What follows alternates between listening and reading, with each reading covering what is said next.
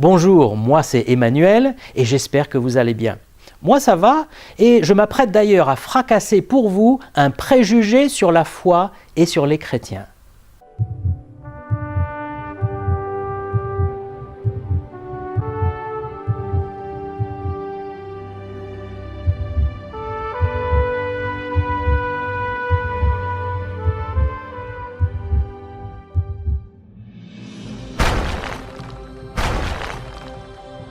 La religion, c'est pour les faibles qui ont besoin d'une béquille.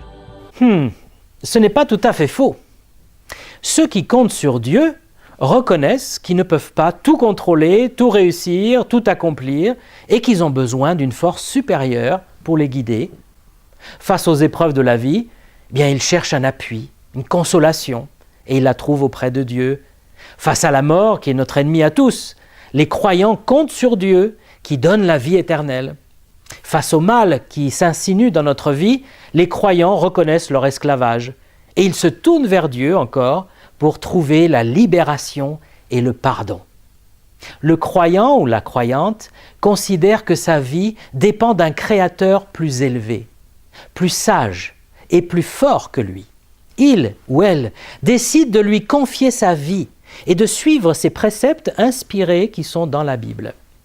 Alors oui, le croyant est quelqu'un qui pense qu'il a besoin d'un Dieu dans sa vie parce qu'il y a de nombreux domaines où il est faible. Mais là où cette phrase me paraît conduire à une erreur, c'est de penser que l'athée ou l'agnostique est plus fort que le croyant parce que lui n'a pas besoin de Dieu.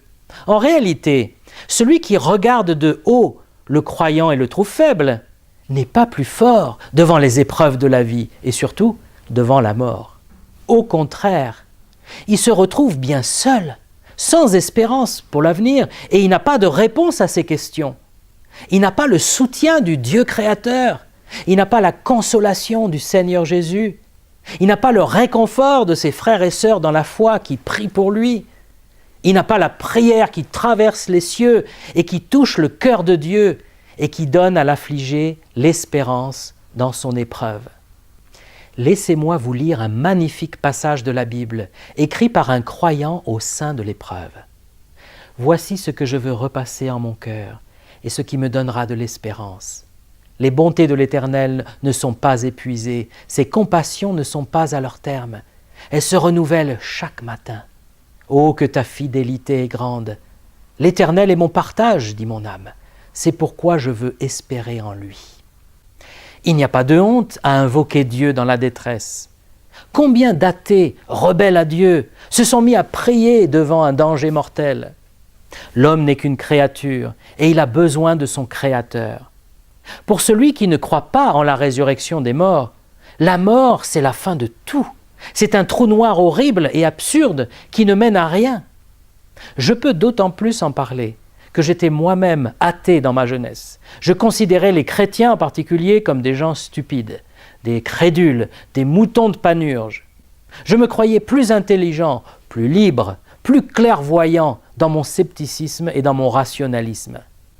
Et c'est vrai, il y a croyants et croyants. Beaucoup sont simplement des personnes superstitieuses qui craignent le ciel sans chercher plus loin à connaître le Dieu vivant. Mais moi, dans mon scepticisme, je n'étais pas meilleur ni plus fort que les autres. J'étais plus orgueilleux, ça oui. Plus cynique aussi sur la vie, plus triste et désespéré, certainement. Et comme tout le monde, mon âme avait soif de paix, de certitude, d'espérance, d'amour. Et ça, mon athéisme supérieur ne me le donnait pas. C'est en Jésus que je l'ai trouvé. Lorsque j'ai découvert le Messie dans les Écritures, dans les Évangiles, et que j'ai cru en lui, il m'a donné une force surnaturelle, non pas physique, mais morale et spirituelle. Par lui, j'ai vaincu la puissance des ténèbres dans ma vie, et Dieu sait qu'il y en avait des ténèbres. Par lui, j'ai vaincu la mort, parce que j'ai l'assurance que je vais ressusciter comme Jésus est ressuscité. Et par lui, j'ai en Dieu une source d'amour, de pardon, de paix inépuisable. Par lui, quelles que soient mes circonstances, je peux remercier Dieu d'être son enfant bien-aimé. Et comme le dit un gospel chrétien, je suis fort, fort, oui plus que vainqueur, par le sang de l'agneau. Pour venir à Dieu, il faut de l'humilité, c'est vrai, et c'est dur pour notre amour-propre. Voltaire a bien dit « L'humilité est le contrepoison de l'orgueil ». Mais la Bible dit aussi « Quand vient l'orgueil, vient aussi le mépris, et la sagesse est avec les humbles ». Il ne faut pas confondre la force avec l'orgueil et la faiblesse avec l'humilité. Le vrai croyant, comme Jésus, a une attitude humble face à la vie, mais il possède aussi une force invincible lorsque Dieu est avec lui. Écoutez ce que Dieu dit à ceux qui autrefois étaient incrédules et qui sont passés du côté de Dieu.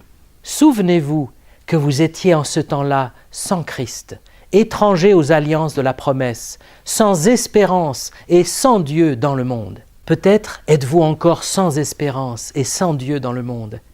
Il est temps pour vous de rencontrer le Dieu vivant et d'avoir cette force intérieure, Jésus-Christ dans votre vie.